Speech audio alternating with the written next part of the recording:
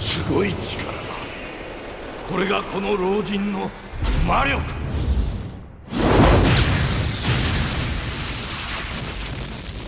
さすがじっちゃんだ。けどな、本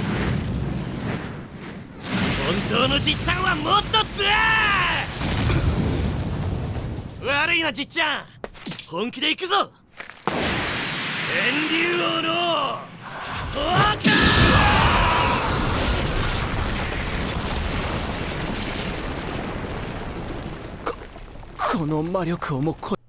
Okay, so that was a clip from the latest episode of Fairy Tail 100-Year Quest. So, as you saw there, Natsu defeated Makarov, or sort of. It's kind of explained there that Makarov's body is kind of weaker, kind of similar like when Ginyu and Dragon Ball took over Goku's body. The ghost guy doesn't know how to control Makarov's body, who turned out to be Raph, which I'll get into that in a second, who was a former Fairy Tail member. So he took control of Makarov's body in the last episode, and he was like, oh, this body is like so powerful. Very similar to like when Captain Ginyu took over Goku's body in Dragon Ball.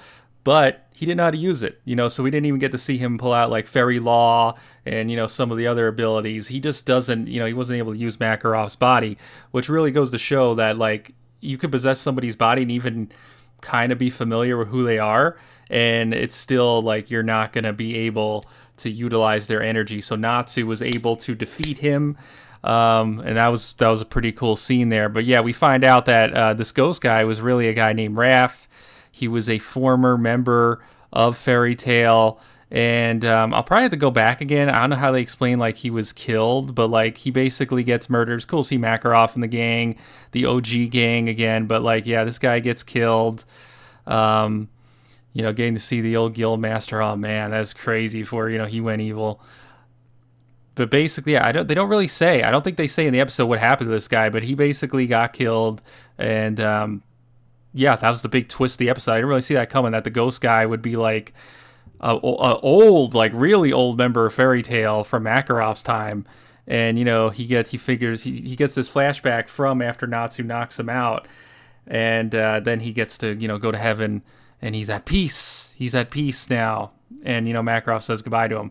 But besides that, we got a little funnier scenes here. We got like freaking, JELLAL gets himself tied up by ERZA. ERZA like takes off her wrap, like basically flashes him, distracts him, and ties him up. Because remember, he was kidnapping her in the previous episode to turn her white so that, she could work for the White Mage. And he gets tied up in his, Calvin Klein underwear. And then, we got to see Loxus versus Kyria. And Loxus basically knocks her out so hard, she ends up falling in love with him, which is pretty wild.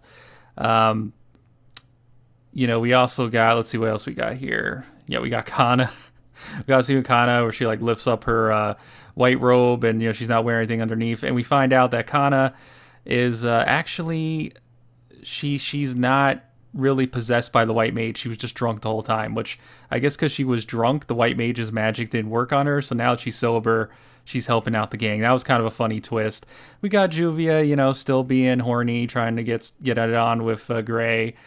Of course, Gray is, kind of asexual, like a lot of harem protagonists. So he just like, nah, I'm not going to do this. And, then, Kyria gets knocked out, falls in love with Loxus. And then we got Wendy fighting the spider dude, and she's doing pretty well despite being, like, wrapped in this, like, spider silk shit, which is just hilarious. This is really, really funny. And then the episode ends where Natsu finds the White Mage passed out, and she switched to her good personality, which, remember, her good personality loves freaking Natsu. So she's like, Natsu, save me, and that's how the episode ends. It was a pretty fun episode. Overall, I really, really, enjoyed it. The raft thing, I really didn't see coming, that he was going to be an old member of Fairy Tail. That was kind of cool and a good end for him. Would have been cool maybe if he stuck around a little bit longer. It was like we just got introduced to this character, we got this big twist, and he's just gone. Like that's kind of sucks, but it was a fun twist. I didn't see it coming. I didn't expect going to this episode for that to be the case.